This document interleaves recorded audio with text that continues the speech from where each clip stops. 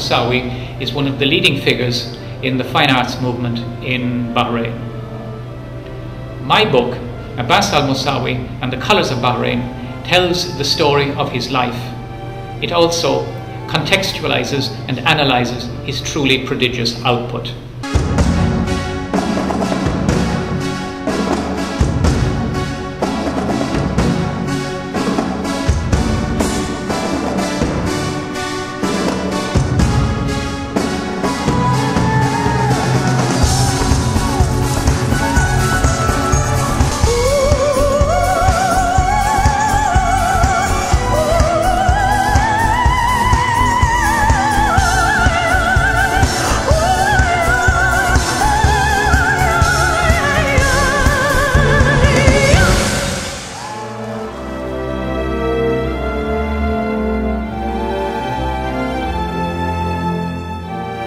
I first became interested in Abbas Al-Mosawi 17 years ago.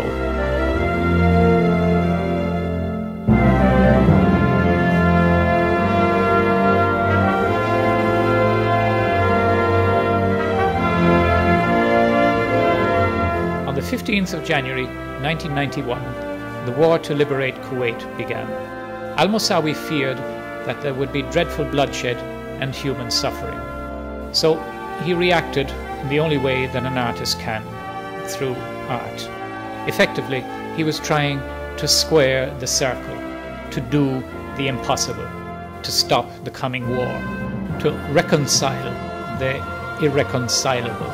This is not just an interesting artistic concept, it is also an interesting social philosophy, and many Bahrainis share this philosophy.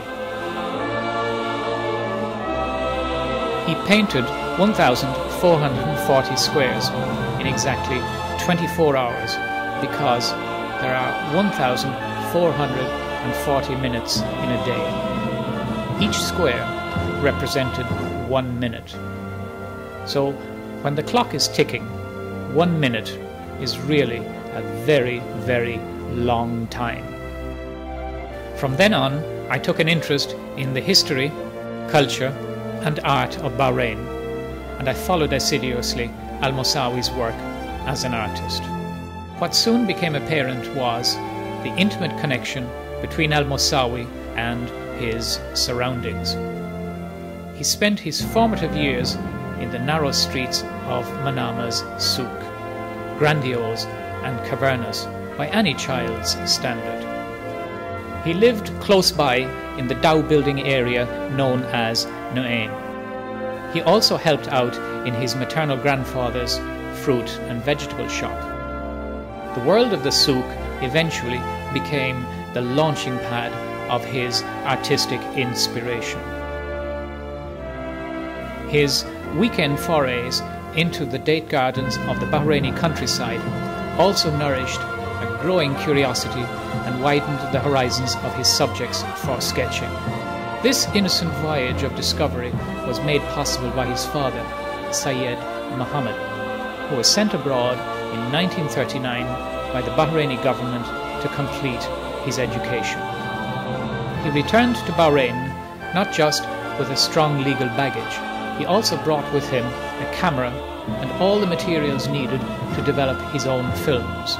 His father can thus rightly claim, although unintentionally, to have given Al-Mosawi, through his preaching missions to the village mosques and matams, his first opportunity to attune his artistic sensibility towards God's creation. This early contact with nature has left an indelible mark on his art in terms of subject matter and colour. It has also made him aware of the fragile balance between nature and development. Essentially, two opposing interests, but the vector of his art and activism has been, over the past 30 years, to try to reconcile the apparently irreconcilable. In the 1970s, Bahrain, thanks to the dramatically increased oil revenues, was in a position, for the first time in its history, to translate the dreams of a generation into generous scholarships to study abroad. Before turning professional, he spent 7 years teaching drawing, arts and crafts. Given his love of nature, it is not surprising that he became painfully aware of the impact of the unrelenting demands of a rapidly increasing population and urban sprawl on the few fertile areas of a small island kingdom like Bahrain. Exactly 2,000 days before the start of the new millennium, he began an environmental project, Peace 2000. أنتم اليوم تقفون مع أطفال العالم لتشاركونهم مشروع السلام الكوني 2000 من أجل عالم أكثر سلاما. Many Bahrainis, now in their 20s, still remember the day they spent painting for peace and the environment around the Tree of Life in the Bahraini desert in 1994. Almosawi sees art as a humanizing activity, to create means to transform things, and in transforming things, man also changes himself. My name is Amran almosawi. I am the younger brother of the artist Abbas almosawi. And I'm not going to talk about him as a brother, I'm going to talk about him as an artist.